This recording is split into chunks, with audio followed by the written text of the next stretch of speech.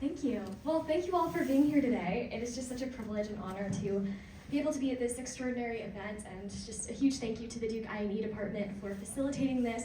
Some of my favorite classes here at Duke and opportunities have been through I&E, so I'm very grateful to be here with y'all and share a little bit about my story. So first, to introduce myself, my name is Kaitlyn Maher. I'm a junior here at Duke. I'm studying public policy, but my heart has always been in the music and entertainment space. So to back up a little bit, when I was really young, I had this amazing opportunity to go on America's Got Talent. I became the youngest finalist at the age of 4, which sort of catapulted me into the entertainment industry.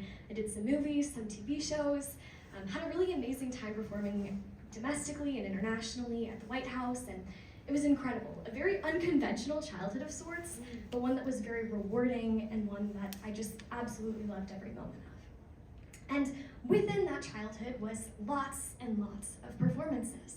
And throughout all of those performances, once you're performing every single weekend to the point where you literally can't attend an in-person school because your performance schedule is that rigorous, you're bound to have, your fair share of embarrassing moments and failures. One in particular being, I was invited to perform at this massive event with all of these incredible performers. And I was really young at the time, and they invited us all up back on stage at the end to do this final number. And it wasn't a song that I knew. I was way too young to know the words to it. But they said, it's okay, we're just gonna hand you a mic, and all you have to do is mouth watermelon, and no one's gonna know. And that sounded like a great plan until they forgot to give me the mic. But they didn't change the instructions, so little me stood out there and just mouthed watermelon through every instrumental, and clearly everybody knew that I had no idea what I was doing. So growing up in that, you learn a lot about yourself, you have a lot of experiences, but I'd like to focus on one particular instance of failure that really transformed my outlook on performing and just on life in general. So to sort of preface this, I'm just curious to hear from y'all, if you had to identify one song that you think most performers might be most afraid of, what is the song that you might say would terrify singers the most to sing? Party in the USA. Party in the USA. Love Story. Love Story. I often hear Bohemian Rhapsody, things like anything Mariah Carey is something you stay away from. Lots of those artists, I stay away from them as well. But I heard an answer over here that is very true. The national anthem is pretty much, when you ask any performer, what is the song you are most terrified to sing? It's the national anthem. For those of you who might not quite understand why, let me provide a little light and shade as to why the Star Spangled Banner is really not that easy of a gig. The first reason is that no one is ever satisfied with how you sing the national anthem. If you do creative things with the national anthem, there are purists who are gonna absolutely hate it. They want it to be just completely straight. And if you're not creative enough, well then you're underwhelming, people are bored, and they should have chosen somebody else. Another thing is that if you're going to do a lot of televised gigs, you're given a 90-second slot to do the national anthem, and you've gotta stick it. That means you have to do the whole thing in 90 seconds, and it's gotta be clean and crisp. Another thing being that it's a very rangy song, and oftentimes when you're performing the national anthem or at massive sporting venues where you're given a starting note about 2 minutes in advance of going out there, there's music blaring, people are talking, and by the time you get out there, you have to remember what the actual note is, otherwise you might go off into a totally different stratosphere, and we've seen what happens when that happens. There are many instances of people making the national anthem look easy. Whitney Houston is a golden standard for that. And other instances of it, not being quite so successful. My generation probably resonates with Fergie. Others with people like Roseanne Barr. Those are pretty infamous. But for me, I think some of you are probably knowing where this might be going. I had a really terrifying situation with the national anthem. So I was invited this one week to go and perform at this airfield at this massive event in DC. And I'm from the Northern Virginia area, so DC was really near home for me. And so this was the event that we decided to invite everyone out to. So everyone and their mother came to watch me sing the national anthem at this event. There were probably about 10,000 people in attendance. It was this massive event, and they played the national anthem through the loudspeakers so that everyone in the entire airfield in this massive vicinity could hear. So I get up on stage, and I start to sing, and we get to the rocket's red glare, and I just blinked. And I probably stood like that for about 10 seconds in just utter horror at the I was bombing the national anthem. The worst nightmare was somehow finally happening. So my thought to recover was to just start hacking aggressively into my arm.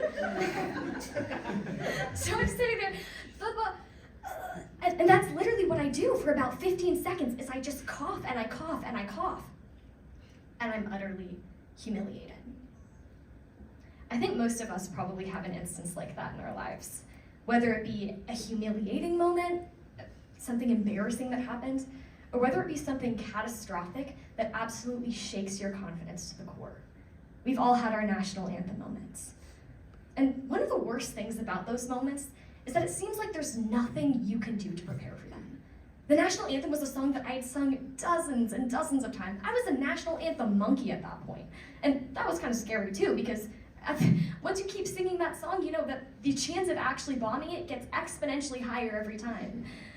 But maybe you're in a situation like that, or you've experienced something like that, where you're afraid of a failure, or you've already experienced it. But there's nothing that you can do. It just happens.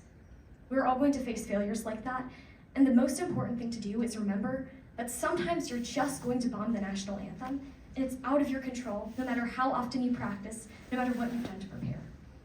But when you accept that, it's how you handle it and how you bounce back that matters. During those 15 seconds that I was standing there just choking, figuratively and literally, I looked out into the crowd, and I saw this slew of people that I had invited. Now, remember, this is a song that, not my favorite to sing, one that kind of makes me a bit apprehensive, but I'd invited some people anyways. And in that moment, my first thought as I'm standing there with a gazillion thoughts rushing through my head was, of course this is the one they all had to see. Of course this is the most public one where all of my friends are there. The highest stakes. Of course this is the one where everybody's going to think, wow, she really screwed it up. But then as I looked out into the crowd, one of my friends started mouthing the lyrics. It's like, "Oh, bombs bursting in the air." And she started mouthing the lyrics. And her friend next to her, who was also somebody who we'd invited, started singing along. And pretty soon they got this whole section to sing along the national anthem. And soon enough, I remembered right where I was. And everyone collectively finished that song together. It was a terrifying moment for me as a performer. And what I realized in that instance is that my propensity, my comfort with singing the national anthem would have been to box myself in some sort of square box where nobody would have ever heard me sing that song, nobody that I knew, nobody that I cared about, because that would have been safe. But when it wasn't safe, and when I invited people into my corner who were there to hear it, who were there to support me, they sang the national anthem with me and carried me through. And so this is another thing that I've learned from this experience, is that when you're faced with a situation that is high stakes, or when you're going through a failure, don't shut other people out. Reject the tendency to box yourself in and sing it on your own. Because oftentimes the failures that we're most afraid of showing are the opportunities for other people to help us and carry us through the most. In fact, I'm so grateful that I have the opportunity to give this speech at Duke I&E, because this is one of the departments that has been most instrumental to me in terms of having a community to carry things through. Last semester, I took this incredible course with Professor Aaron Didden, I don't know if any of you know him, called Building Global Audiences. And one of the things we were talking about is I had this incredible opportunity in the entertainment industry. Out in LA, I was really looking forward to going out there, was filming for it. And then the actor strikes happened, and everything came crashing down. And I'd spent months working on leveraging relationships with creators and communities as to how I was going to leverage this opportunity and experience to uplift my work in the industry and other opportunities that I was hoping to pursue. I thought that it was going to set me up extraordinarily. And everything came crashing down. The project never happened, never aired, and I felt as though all of my work had been in vain. But that community that I found in that class, in this department, and especially in Dr. Denon, was absolutely transformative and helping me get back on my feet, reminding me why I loved what I did so much, and that there would be other opportunities in store. And you are going to have other opportunities after your failure. In fact, maybe that's what's so scary about it. Because after I sang the national anthem, that wasn't the last time I would have to sing it. The next time I got back on stage to sing the national anthem was probably somehow way more terrifying than the last. But surround yourself with community and with people who are there to lift you up. Remember that failure is inevitable. It's unpreventable. It's don't let it stop you from getting up on that stage and taking the microphone.